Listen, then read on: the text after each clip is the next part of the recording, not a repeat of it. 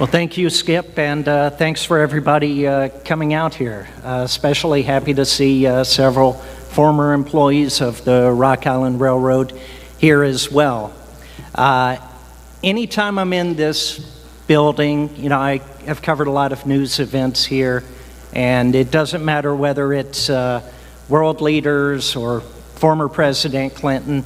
Every time I come in here, I just sit back and kind of take in the awe of this building, the number of people who passed through here, all the things that happened here over the 70 years that this was a major train station. So I guess I'll start by saying the state that this building is in now is a stark contrast from the way the building looked when I first started coming out here. This is pretty much what this building looked like there on the left. The building had been boarded up for about 25 years. The track ended just before you got to the bridge, and that's a 2nd Street overpass that you see there. That was removed in the mid-1990s. But at that time, this area was essentially a large homeless camp. When you think about what the area that is today, the River Market, is like, that then was essentially boarded up and abandoned warehouses. And this was part of town not many people really came over to. So I'll back up and tell you a little bit of how I first became interested in the Rock Island. I was in 2nd grade when I was bused to Redwood Elementary. At that time, as part of the ongoing desegregation efforts in North Little Rock, every 3rd year you would be bused to another school outside of your area. And in 2nd grade, the school year that began in the fall of 1979, I was bused to Redwood Elementary. If you're not familiar with it, that's just a couple of blocks off of Broadway, not too far down the line from here. Right in front of the school was the busy main line for the Rock Island Railroad. And this was just before the Rock Island shut down. I used to watch the trains go by. I'd hear the horn of the trains blasting while I was in class. When I was in recess, I'd go over to the edge of my schoolyard and watch the trains. Even had my teacher let me go over to the window, during art class or times like that, and I'd just watch the trains go by. Like most kids, I had been interested in railroads, but I'd primarily been exposed to the Missouri Pacific up until that point. So to see the Rock Island trains coming by, I quickly became a fan of the Rock Island. But what I didn't know at the time was that it was a time of great upheaval for the Rock Island. The railroad had filed for bankruptcy in 1975, and at that time they were getting ready to go on strike. There were a lot of circumstances that came together that led to the railroad to be struggling at this point, and I'll get into those a little later, but essentially you had creditors who were saying that the Rock Island was worth more dead than alive. It was a struggling era for railroads, and a federal judge eventually went along with their creditors and said, yes, let's shut down the Rock Island, let's liquidate it. And for me, being in 2nd grade, suddenly I noticed the train stopped going by in front of my school. Grass started growing through the rails, and it kind of struck a nerve with me. A few years past, the railroad station here had essentially been shut down since about 1968, but the track was still in use. The Arkansas River Bridge was still in use at that point. And looking out at the bridge out there, I used to notice a lot of traffic, trains crossing the bridge, whenever I was a kid, my family would cross I-30, and I'd look over. The lift span was usually down, and you saw a lot more trains over on the Rock Island Bridge than you saw on the Junction Bridge, the one that's on the other side of I-30.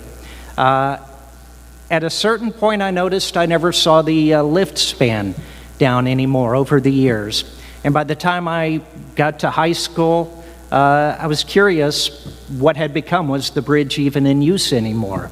And that's when I started coming over here. That's when I found essentially this was the situation at the time. The bridge, it had last been used in 1984.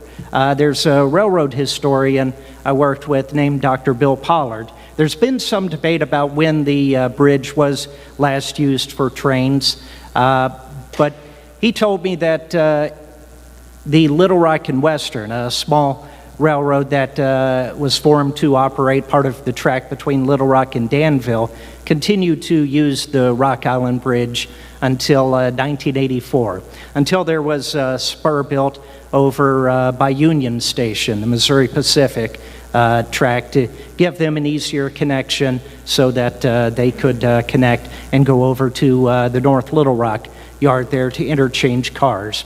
But he said he rode across a few trains of the Little Rock Western and is confident that's when the bridge was last used. After that, the electricity was cut off to the bridge.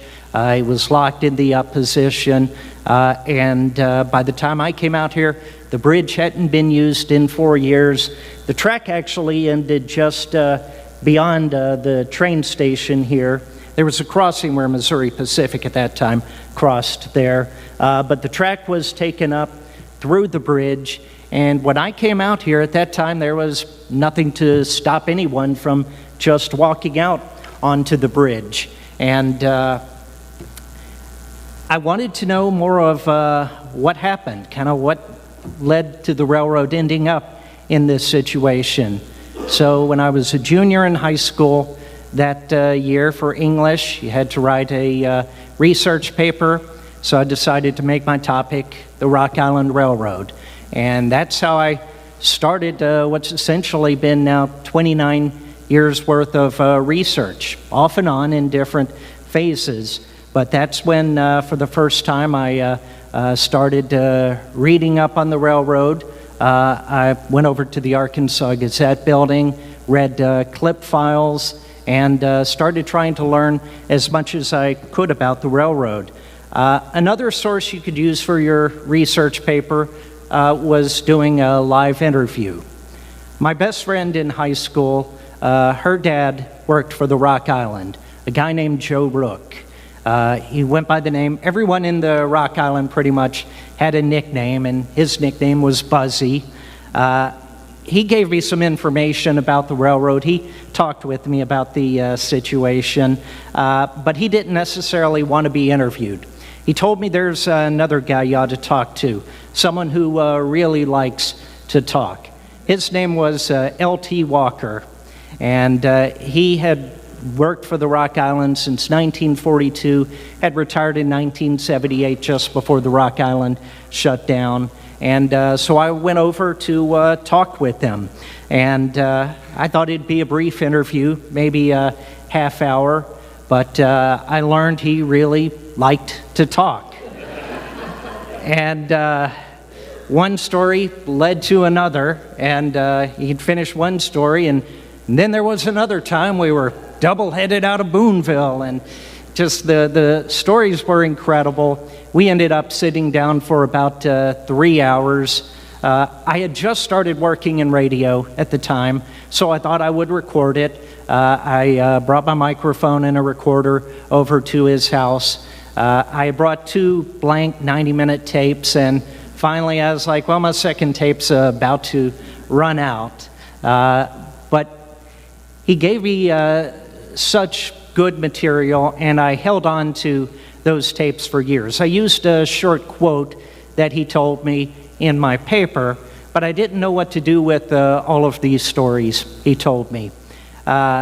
About 14 years after that, in 2002, I was working to put together a website, kind of a portfolio website on my career up at that point, and I included a lot of audio of some of the more noteworthy stories I had reported on. And I thought, well, let me put these stories out there. You know, I've been holding on to these tapes, and they're great material. LT had died in, I think, 1999. So I thought, this is really just incredible. So I put that out there, and it got a huge response. I found out how many people really loved L.T. Walker. There was a guy here in Central Arkansas who was head of the Arkansas Railroad Club. He published a magazine called Arkansas Railroader. He put a link to my story on his website, and suddenly I started getting all this traffic from people listening to these stories by LT. And that's how I came to find out that, recording oral histories and documenting people's stories wasn't necessarily anything new, but I hadn't found anything like this for railroad workers. And it made me think I need to do more to document these stories. The Rock Island shut down in 1980, and the numbers of former employees were dwindling fast. Thankfully, there are still a lot of people around, but their numbers are shrinking. So I interviewed a few more people there in the mid-2000s. My friend's dad, Joe Rook, I finally convinced him to let me interview him, and talked to him in December of 2003 and again in December of 2004. And I'll then fast forward to today. I started working on this book about 2 years ago, and the goal for the book, obviously, this is a collection of photos, but I thought at the same time, since I was talking to so many former railroad employees, I ought to try to record as many stories as I can. So since I've started working on this book, I've been recording more stories, and as Skip mentioned, I'm working on a podcast series. I'm also posting just the full, complete interviews on my website. I'm working to rebuild my website right now. It was a little outdated by modern standards, so I've been doing it on new platform, but I'm just now starting the process. I've been indexing these interviews for the last couple of months, and am looking to get the first episode produced by the end of this coming weekend, and hopefully get a new episode produced every 2 or 3 months. But back to the Rock Island itself, I'll share a little history on the railroad. A lot of you may already know this, but a little bit of what I've taken from my research into this, and especially in Arkansas. The Rock Island, there's been a lot written about the Rock Island nationally, but I found there wasn't very much specific to Arkansas. And Arkansas, unlike a lot of states, the tracks that were once used by the Rock Island were largely abandoned and eventually taken up. You have a few small stretches where the track is used, but you don't have that main line crossing the state as it once did, going from Memphis, crossing Arkansas from east to west, going through Little Rock, and eventually getting to Tucumcari, New Mexico. And it ran trains from Memphis to Amarillo. So because there was so little about the Arkansas side of this, that's been the focus, really, of my research. And first, I'll start with the Choctaw, Oklahoma, and Gulf, the railroad that built this incredible depot between 1898 and 1899. That's the company that built the Arkansas River Bridge. Amazing to think that this building and that bridge are 118 years old, and that they survived many years of abandonment. That shows just how well they were constructed. But the Choctaw, Oklahoma, and Gulf It was created with the goal of linking coal that was available in Oklahoma with the Mississippi River in Memphis. And that was the real driving goal with the creation of this railroad. The company absorbed the first chartered railroad in Arkansas, which was the Memphis and Little Rock Railroad, which had been created, I think, around the time of the Civil War. But there, toward the end of the 1800s, the Choctaw, Oklahoma, and Gulf was organized and decided we need to expand beyond Little Rock and wanted to extend all the way into Oklahoma. The headquarters for the Choctaw, Oklahoma, and Gulf was used to be right next door to this building. Some of you, if you know much about history of Little Rock, there was a building there called the George House. It was the home for originally one of the richest residents in Little Rock, Alexander George. When the Choctaw, Oklahoma, and Gulf was created, they bought that building. It had previous to that served as the first Catholic hospital in Arkansas, but it was an incredible building right next door, and it ended up being torn down in the early 1990s. But that was headquarters for the railroad. They also then extended the track on out. But this area was essentially the headquarters. Not only did you have the passenger station here, the headquarters next door, there was the original freight depot right across the tracks, and at that time the rail yard for it was over in North Little Rock. At a certain point, especially after World War II, all railroads began to struggle for a number of reasons. After World War II, cities began expanding into the suburbs. You had construction of highways, and in particular the interstate system, which got a lot of federal dollars. And so you had not only passengers who were being taken away from the railroad, but you had a lot more people opting to drive. You also had freight now being shipped instead by trucks. And you also had the growth of the airline industry. And people started changing about how they didn't want to, say if they were going to go across the country, sit on a train for a couple of days. And so railroads saw a big loss of traffic in that time.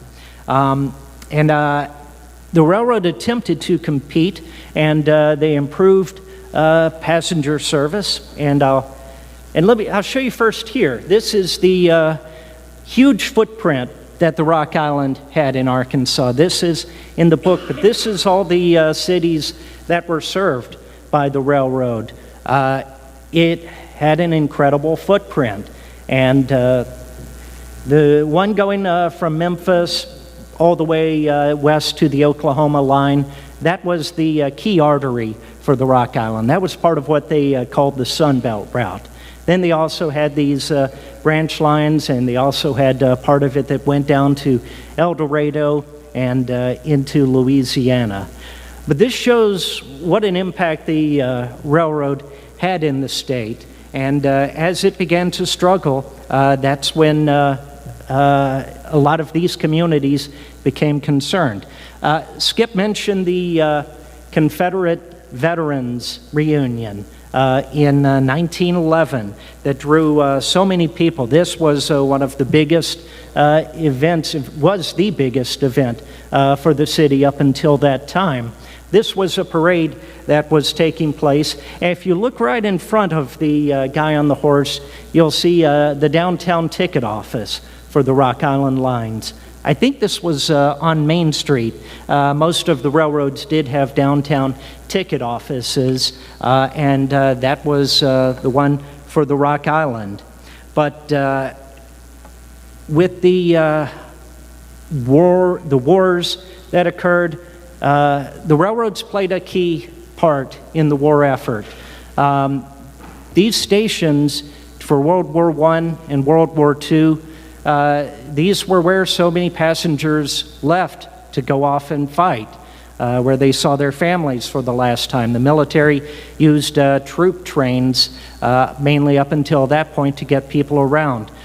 This was where the soldiers, if they came back home, this was where they were greeted by their relatives. If they were killed in combat, the train stations, this is where the relatives would come out to claim the bodies. When you think about the level of emotion that just happened here, and just the sheer number of people who passed by, it's very striking. But after World War II, as I mentioned, the railroads began to struggle. People weren't taking trains as much.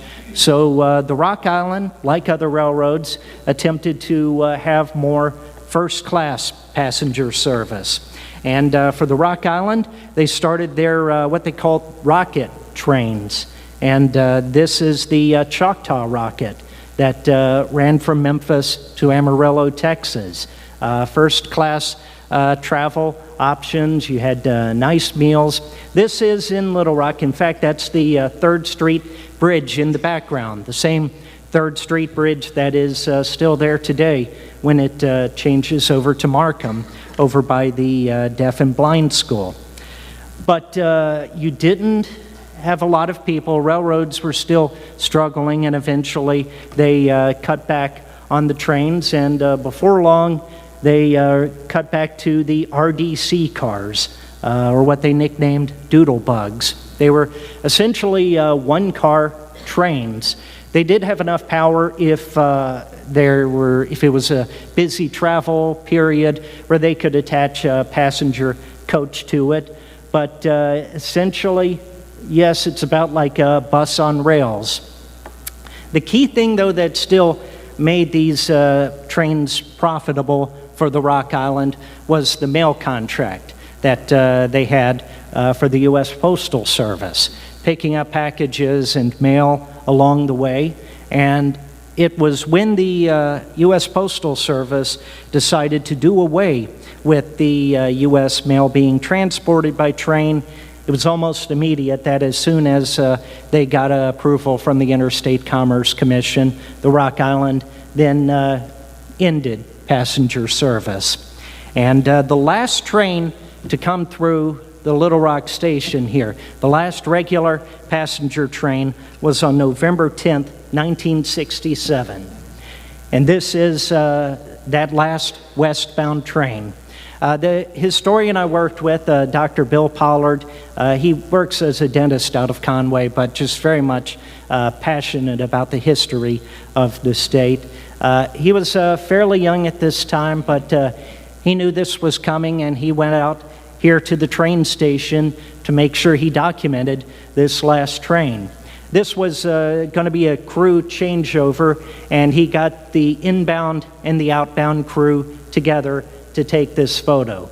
He didn't take it with a flash. He was using slow-speed Kodachrome film and with long exposure times, and using a tripod, and took this photo. That's the crew there. The little boy you see there, that's Bill Pollard's kid brother, Alan Pollard, who he brought out with him. Bill Pollard gets a lot of credit for coming out and documenting the last breaths of the Rock Island in this state. His real passion was the Missouri Pacific, but he met a lot of friends who convinced him of the importance of the Rock Island, and so that's how he started documenting the railroad. And I interviewed him for my podcast series too, so you can hear in that he describes the mood here as very somber. The ticket office was going to close, and it was shortly after this moment that this train station was abandoned and would remain for the next 25 years. The conductors and brakemen you see here, or firemen, they had seniority, so they wouldn't be losing their jobs, but they would have to bump back into freight service. A lot of employees, especially the older ones, liked working the passenger trains. It wasn't as hard as doing freight service where you're out there switching cars. Mainly for the conductors, you just had to keep track of where people were going. But some people didn't like working the passenger service. In fact, my friend's dad, Joe Rook, told me he didn't like it. He had worked as a conductor because you'd be away from home for so much. He said he'd be gone for 3 days at a time. He'd get on the train at night heading west to Boonville. He'd have to spend the night and the next day in Boonville, then take the next passenger train heading east, come across Arkansas, go all the way to Memphis, spend the day and the night there, and then come back. So he said he didn't like the passenger service because he was away from his family for so much. So that's why a lot of people preferred doing the freight service. But one thing Bill Pollard told me was that despite this scene, despite this being so sad, neither he nor anyone else out there on the platform had any idea that 13 years later, the railroad itself would be gone. So what went wrong? How did the railroad end up in this shape and shutting down 13 years later?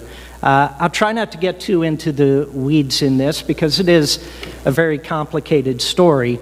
But by the end of the 1950s, revenue, traffic, passenger, and freight service were flat. Costs were increasing. And the Rock Island decided what it needed to do was to find a partner to merge with and started talking with different railroads. At this time, the regulations for the railroad industry were still fairly onerous, hadn't really changed in decades at a time when so much had changed for other transportation options. And in 1964, the Rock Island announced it was going to merge with Union Pacific, or at least they wanted to. And the Union Pacific would acquire much of the Rock Island trackage, but the southern property would be sold. First they said to Southern Pacific, and then later there was talk about the Santa Fe picking that up. But there was a lot of opposition to creation of what would be a huge railroad, a national network stretching from Chicago in the Midwest all the way out to the West Coast. And I mentioned Union Pacific, but at that time Union Pacific was not in Arkansas. You had the Missouri Pacific. Later, the Union Pacific did merge with the Missouri Pacific, but at that time, Union Pacific and Rock Island wanted to merge. That started what is said to have been the longest, most complicated merger ever considered by the Interstate Commerce Commission. And the Rock Island essentially stopped investing in its infrastructure. It stopped putting in money into track maintenance. Tracks have to be maintained constantly. You have the ties that rot, you have rails that broken, and you can do a short-term patch, but essentially they needed to be welded, and you just had the track go downhill really quickly. And with that, you had slow orders on a lot of parts of the railroad where they couldn't go more than, say, 10 miles per hour. Derailments started happening constantly. And finally, after 10 years of consideration by the ICC, they approved the merger. But Union Pacific looked at the condition of the track, the infrastructure, the equipment, the rolling stock, and said, we don't want it anymore. It would cost too much money to rebuild this, to bring it up to speed, and just walked away from the deal. At that time, the Union Pacific, the Rock Island, almost immediately went into bankruptcy in 1975. It was its third time in bankruptcy, but most people thought it would eventually emerge. Railroads had gone into bankruptcy before. The Rock Island had been in bankruptcy, I think, twice before that. And the thought was they would go into bankruptcy, maybe negotiate with the unions, get some concessions, and would eventually be able to merge. The Rock Island did get a lot of federal money to reopen a car shop at Biddle. This was rebuilding mainly hopper cars, and these were needed to help move grain service, get crops or agricultural commodities to market. And so they were able to reopen this car shop over at Biddle Yard, which is the yard over in South Little Rock, over there by Roosevelt. And it kept going for 5 more years. But the key thing was no money went into the track.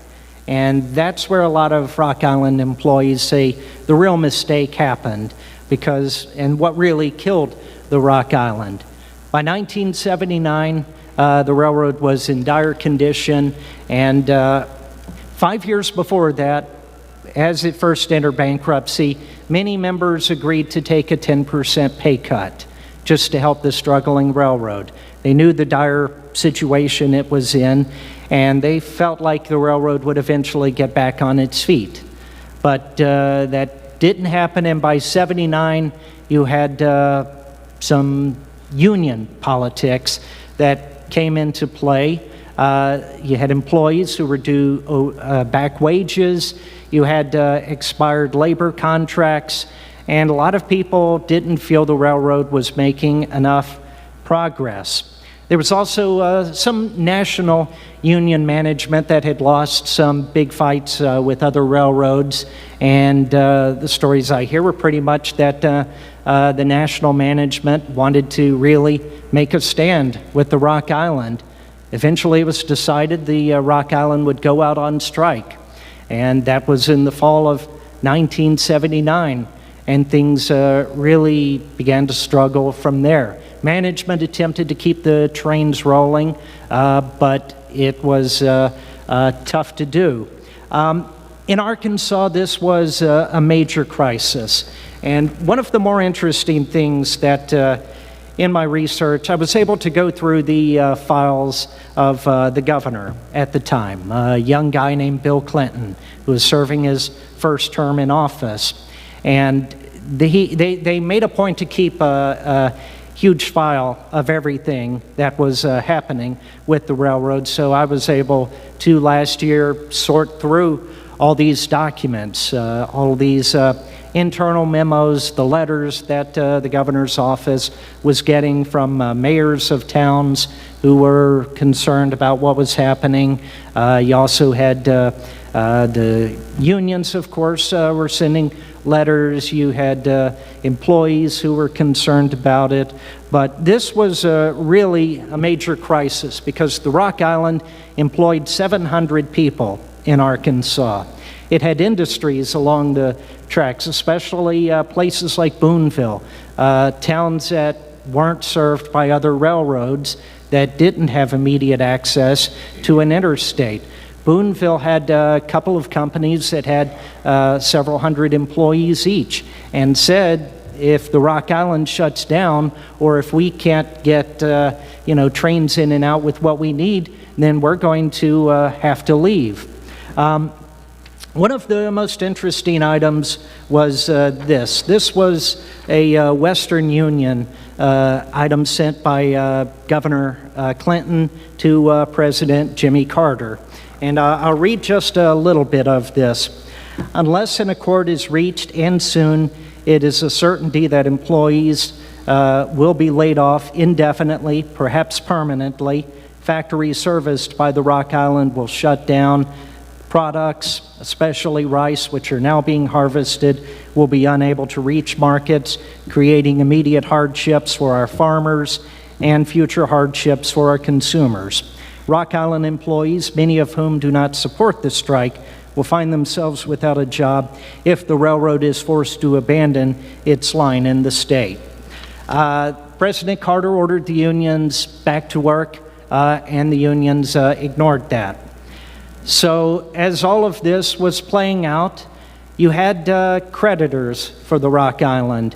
In particular, there was a guy named Henry Crown who was advocating for the railroad to be shut down, said it was worth more dead than alive, and was asking a federal judge to shut it down, to liquidate it, and that's exactly what a judge ended up doing. I believe it was January of 1980, and a final date was set for the Rock Island, and I think I have that here.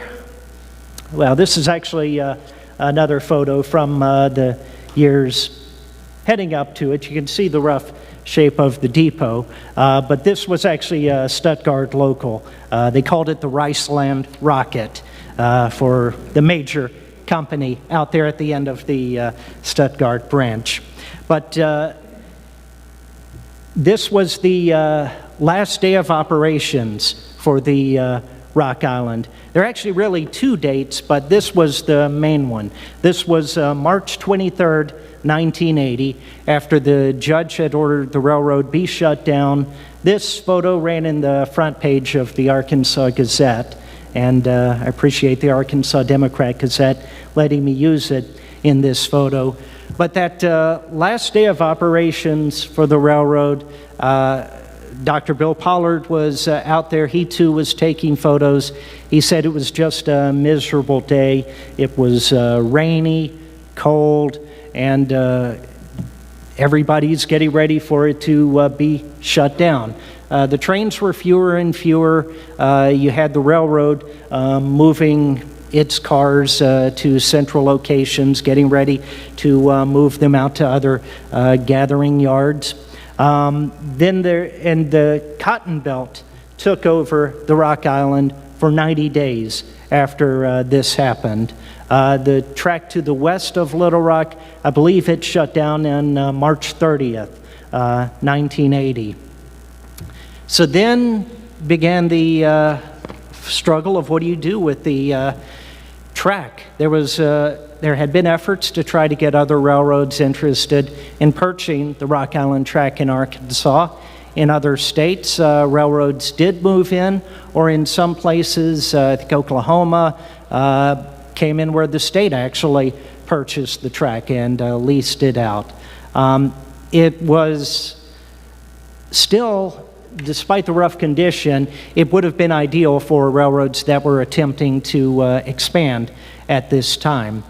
Part of the irony is that I mentioned the federal regulations were rather onerous, but shortly after the Rock Island shut down, later in 1980, was passage of what's called the Staggers Rail Act, which allowed for a great deregulation of the railroad industry and made the industry a little more profitable. And it was after that that you did see a lot of expansion. You saw the Union Pacific decide to instead acquire the Missouri Pacific. And later there would be other major mergers, Burlington Northern and Santa Fe. The Union Pacific would eventually acquire the Cotton Belt. But in the years immediately after the Rock Island shut down, they struggled. They tried to find another company to come in and actually buy the trackage in Arkansas. And other than a few small stretches, they were not able to do it. The papers that I read in the governor's office showed that part of the problem was, yes, the track was in terrible shape. It would have taken millions to rehabilitate. But there were also concerns about union obligations, like having to hire Rock Island employees, maybe pay back wages. That had attorneys for other railroads concerned about taking this on, and there would be a big liability. And eventually it became clear that another railroad wasn't going to acquire the property, at least as a whole, in Arkansas. That's when you had the state consider a plan that was proposed by a state lawmaker, Lloyd George of Danville. That was one of the main towns affected by the Rock Island west of Little Rock. He proposed the state buy the trackage, and then lease it out to companies, or at least hold on to it for a while. And that was debated in the legislature. You had former employees, like my friend's dad, Joe Rook, went over to the Capitol, tried to convince lawmakers of the value of this plan. But but you also had heavy lobbying by the competition.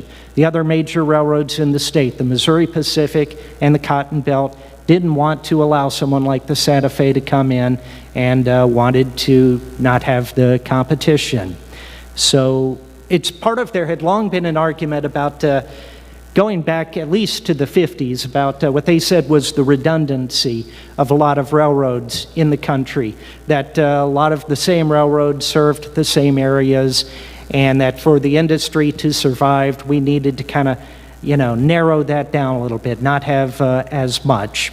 But only a few small stretches, as I said, were acquired in Arkansas. You had from Little Rock west, a short line railroad was formed called the Little Rock Western to serve a couple of major industries as far as the Danville area.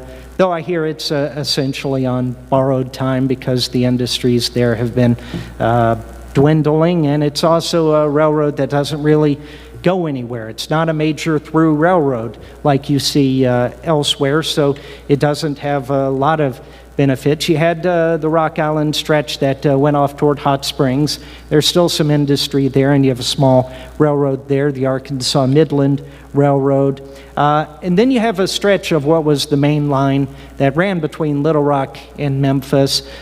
They run between Brinkley and Memphis, stretch of the original main line. That's now used by Union Pacific. It had been acquired by Cotton Belt, and it never went down and never deteriorated because the Cotton Belt had trackage rights over that stretch of track. It was shared even between the Cotton Belt and the Rock Island. But otherwise, except for, there are a couple of small places, maybe down around Fordyce, but you don't have railroads that came in. Finally, when it didn't look like there was any hope for it, by about 1984, a salvage company came in and took up the remaining rails in Arkansas, west of the Danville area through Boonville, all the way to the Oklahoma border. The rails were taken up and sold for scrap. And that's pretty much, by the time I started researching the railroad, the state of things. So I think the only thing I'll add beyond that is just the history of these particular spots right here in Little Rock. This depot remained empty, abandoned, boarded up until the early 1990s. At a certain point, a restaurant chain, Spaghetti Warehouse, came in, invested millions of dollars in renovating it, and they turned it into a restaurant.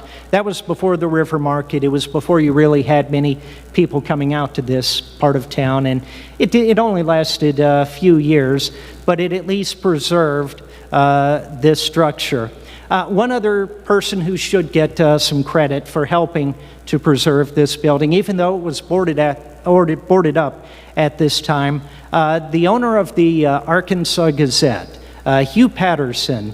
The Arkansas Gazette bought several acres of property in the mid-'60s, and their printing press for the Arkansas Democrat Gazette is right over there. They bought a large chunk of the property, which included this building and the George House. And while they didn't do any renovation work with it, the historian I worked with, Bill Pollard, said that they get a lot of credit for boarding it up and really protecting an eye on this building and just making sure someone was watching out for it, the people over there at the printing press. Hugh Patterson had more than an interest in railroad history, so he gets a lot of credit. But finally, the bridge, there had been a plan for the bridge to be taken down by the Union Pacific, and the first time I came out here, I went out a little bit on the bridge, but not too far. But by the mid-1990s, Union Pacific was still adamant that they were going to tear down this bridge. They deemed it a liability. It wasn't in use. They had two other bridges across the river here. So at that point, I started trespassing all over that bridge. I actually came out here like about 1994. I was in a photography class in college at the time, and I wanted to document that bridge before it was gone.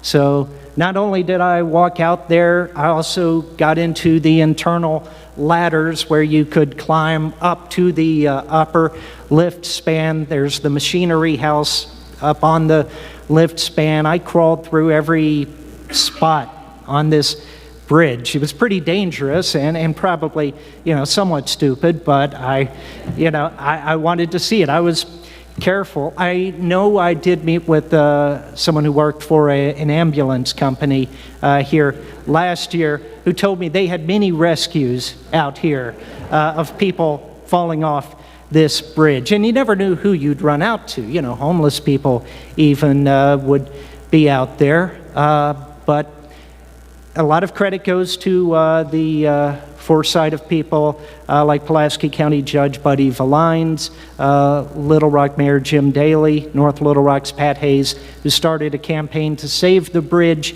Even though they couldn't renovate it at the time, they at least said, we need to mothball this, at least preserve it until something could be done with it. And eventually, the Clinton Presidential Library, this was selected as the site.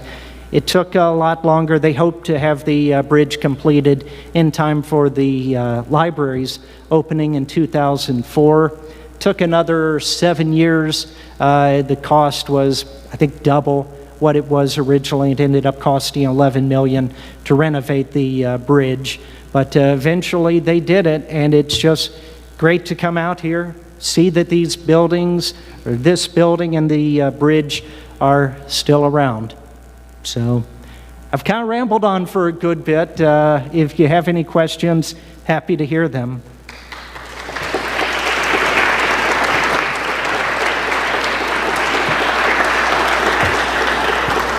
Thanks, Michael. Okay, we got time for questions. Yes, sir, right back here. Hold on, wait for the microphone, please. When did the name Rock Island come into being, and where did it come from? The Rock Island originally was formed in Illinois and was the original railroad that was built that became the Rock Island Empire was the Rock Island, Illinois. It was originally the Rock Island and LaSalle Railroad, and it slowly expanded over the years, and by the late 1800s, it was part of an aggressive expansion nationwide. The official name for the railroad was the Chicago, Rock Island, and Pacific, but it was nicknamed the Rock Island.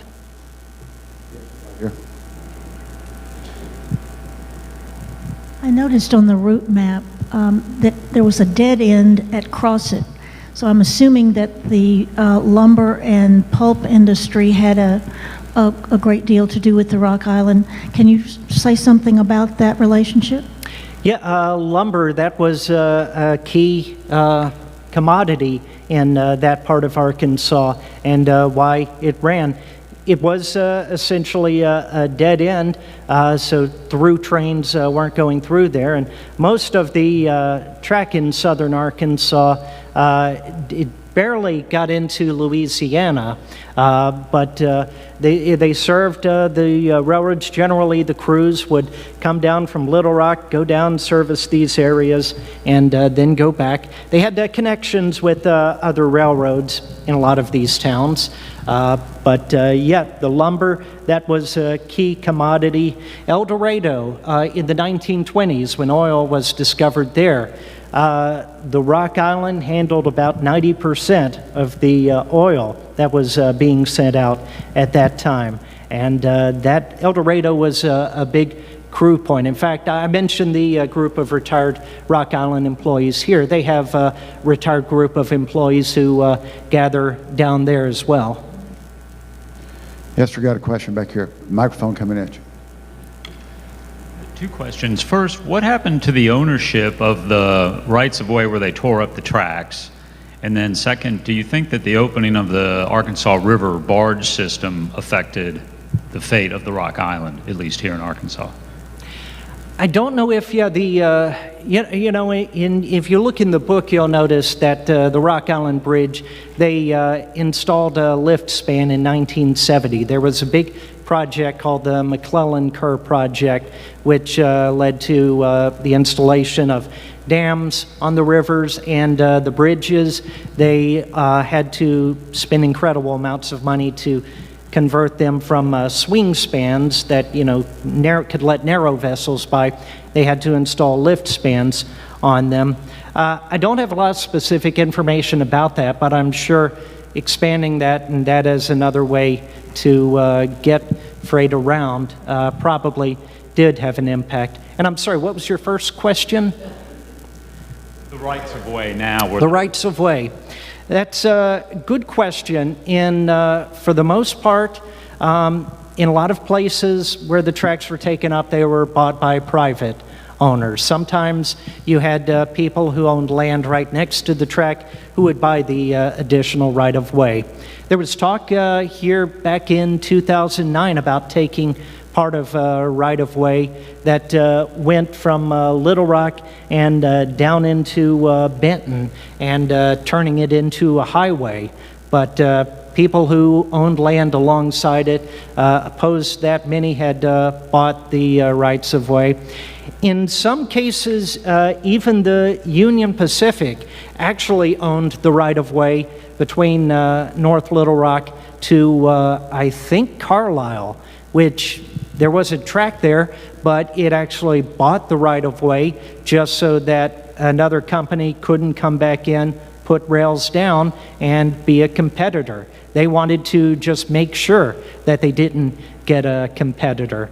Other places, there are some parts in eastern Arkansas. I think the Nature Conservancy bought some of it, but generally it went into private hands. A lot of the depots, the great thing especially for the track heading east between Little Rock or North Little Rock and Brinkley, you still have most of the depots in the major towns. The Rock Island went right alongside US 70, and the North Little Rock Depot, which was in terrible shape for a long time, it was eventually restored. Lone Oak is in use. The Chamber of Commerce there uses it. Carlisle, you have an insurance company that uses it. Hazen is also used, I believe, by the town for functions.